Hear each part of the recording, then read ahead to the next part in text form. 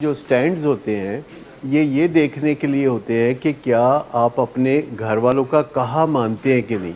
Plus اس کے کچھ فالتو فائدے بھی ہوتے ہیں کہ جیسے موبائل نہ ہونے سے یا ڈرائیونگ نہ کرنے سے کچھ اور بھی فائدے ہوتے ہیں کہ بندہ ایسے لوگوں سے رابطے نہیں کرتا جو کہ سلپری لوگ ہوتے ہیں. لیکن اصل دیکھنے میں ہم نے یہ دیکھنا ہوتا ہے کہ کیا آپ اپنے گھر والوں کی خوشی کو مقدم جانتے، کیونکہ گھر والوں نے بہت سفر کیا ہوتا ہے.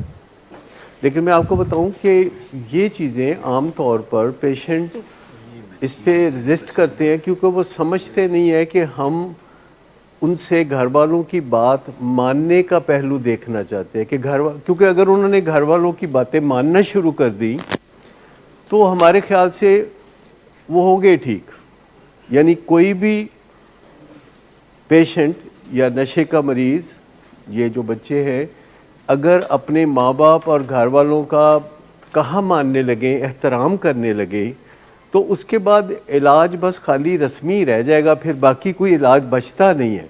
یہ ایک بات اتنی اہم ہے کہ اپنے ہی خاص گھر والوں کا جو یونینیمس ڈیسیژن ہو، اکٹھا فیصلہ ہو اور اس کو مان لینا بخوشی اور سر تسلیم خم کر لینا، اس کے بعد علاج ایک رسمی کارروائی رہ جاتی ہے، وہ اس کا علاج ہو گیا. اور جو ایسا نہیں کرتا اس کو بہت سارے علاج کی ضرورت ہوتی ہے جس کی راہ ہموار وہ کرتا رہتا ہے.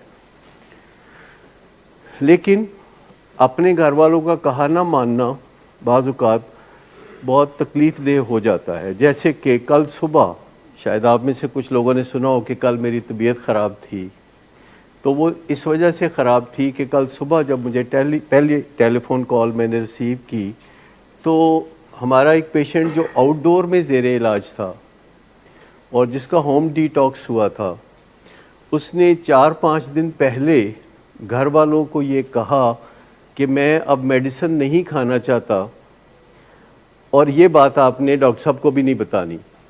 تو انہوں نے مان لی یہ بات گھر والوں نے.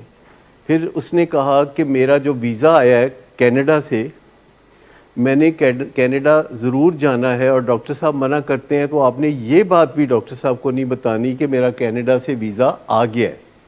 کیونکہ مجھے پتا تھا کہ ویزا آ رہا ہے اور میں نے کہا تھا کہ نہ جائیے گا، آرام سے یہاں اپنے علاج میں کریں، آگے جا کے پڑھنے کا کام آپ کا نہیں ہے.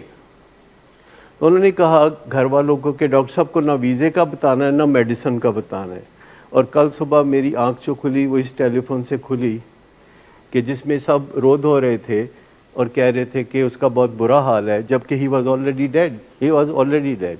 اور وہ کہہ رہے تھے کہ جاگ نکل رہی ہے، یہ ہو رہا ہے، وہ ہو رہا ہے. تو ہم نے کہا کہ آپ ابھی 35 میل کے فاصلے پہ ہیں، تو آپ جلدی سے فلاں ہسپتال لے کے جائیں، بحریہ کے ہسپتال میں، اور وہاں کے ڈاکٹر سے بات کرائیں. لیکن جب وہاں پہنچا تو ڈاکٹرز نے لکھا کہ ریسیو ڈیڈ. یہ باتیں جو ہوتی ہیں، جو گھر والوں کو اپنے ساتھ شامل کر لینا، ڈرگز کی اوور ڈوز، ناک کے قریب سفید پاؤڈر، منہ سے جاگ نکل رہی، ناک سے خون نکل رہا اور دل بند ہو گیا، جو کہ ظاہر ہے آئس سے ہوتا ہے حادثہ. اور اس کے بعد میرے دل کی دھڑکن اتنی زور سے تیز ہوئی کیونکہ سوتے میں اٹھ کے آپ ایسی خبر نہیں سننا چاہتے قطعی. اور مجھے اسپتال جانا پڑا چیک اپ کے لیے، اور کل سارا دن میرے ٹیسٹ ہوتے رہے. الحمدللہ ٹیسٹ ٹھیک ہیں، لیکن کل کا دن جو ہے اسی طریقے سے گزرا کہ اپنے گھر والوں کا کہا نہیں ماننا بلکہ ان سے اپنا کہا منوا لینا. صرف اتنی بات ہے کہ اگر اپنے گھر والوں کا کہا مان لیں تو مسئلہ حل ہو جائے گا. لیکن اپنے گھر والوں کا کہا نہ مانیں اور ان کو پابند کر دیں کسی طریقے سے کہ آپ نے ڈاکٹر صاحب کو نہیں بتانا، اور جنرلی بھی پرہیز کیا کریں ڈاکٹر صاحب سے بات کرنے پہ. یہ جنرل پرہیز ہے، سب جو اپنے گھر والوں کو بتاتے ہیں کہ ڈاکٹر صاحب کا پرہیز ہے. تو یہ جو مشورے ہوتے ہیں نا، جو گھر والوں کو دینا اور گھر والوں کا پیچھے لگنا، اصل بات یہ ہے کہ آپ کا مریض ٹھیک ہوگا جب وہ آپ کے پیچھے لگے گا. یہ پکی لکھ لیں، یہ پکی بات لکھ لیں کہ آپ کا مریض تب ٹھیک ہوگا جب وہ آپ کے پیچھے لگے گا. اور یہ کام آپ نے سیکھنا ہے کہ اپنی اولاد کو اپنے پیچھے کیسے لگانا ہے. یہ بات سیکھنے کی ہے بس، اور کچھ نہیں ہے. باقی علاج یہی ایک علاج ہے کہ آپ کا بچہ آپ کے پیچھے لگ جائے، یا آپ کا فیملی ممبر گھرانے کے پیچھے لگ جائے، اپنے گھرانے کے پیچھے لگ جائے. اور آپ کی احتیاط فی الحال ہے کہ اگر آپ اسے اپنے پیچھے نہیں لگا سکتے تو کیا کر سکتے ہیں فی الحال؟ اگر آپ اسے اپنے پیچھے نہیں لگا سکتے تو فی الحال آپ کیا کر سکتے ہیں کہ آپ اس کے پیچھے نہ لگیں کم از کم. یعنی کم از کم آپ اس کے پیچھے نہ لگیں. اگر وہ آپ کے پیچھے نہیں لگتا تو کوئی بات نہیں، تو اگر میرا نہیں بنتا نہ بن، اپنا تو بن. اپنے لیے تو آپ یہ کہہ سکتے ہیں کہ ہم پیچھے نہیں لگیں گے. آپ یہ نہیں شاید کہہ سکتے کہ اس کو پیچھے لگائیں گے. مسئلہ تبھی حل ہوگا جب اس کو پیچھے لگائیں گے اپنے. اور پہلا سٹیپ یہ ہو سکتا ہے کہ آپ اس کے پیچھے نہ لگیں. اگلا سٹیپ یہ ہو سکتا ہے کہ وہ آپ کے پیچھے لگ جائے. یہ ایک سمپل سی بات ہے کہ آج یہاں تک نوبت ہی نہ پہنچتی اگر یہ بچہ آپ کے پیچھے لگا ہوتا. اگر ماں باپ کے پیچھے لگا ہو کوئی بچہ تو وہ اس کو کبھی ولنگ ویز نہیں آنا پڑے گا. اگر اپنی فیملی کی جو عزت آبرو ہے، یہ جو روایات ہیں، اپنی فیملی کے دستور ہیں، اگر اس نے اس کا احترام کیا ہوتا تو ایسا ہوتا ہی نہ.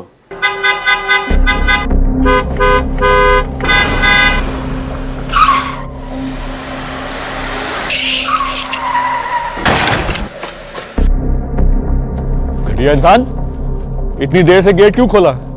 سوئے ہوئے تھے تم کیا؟ سر میں نے تو منٹ بھی بکواس نہ کر تم میرے ساتھ. کیا کر رہے ہیں آپ؟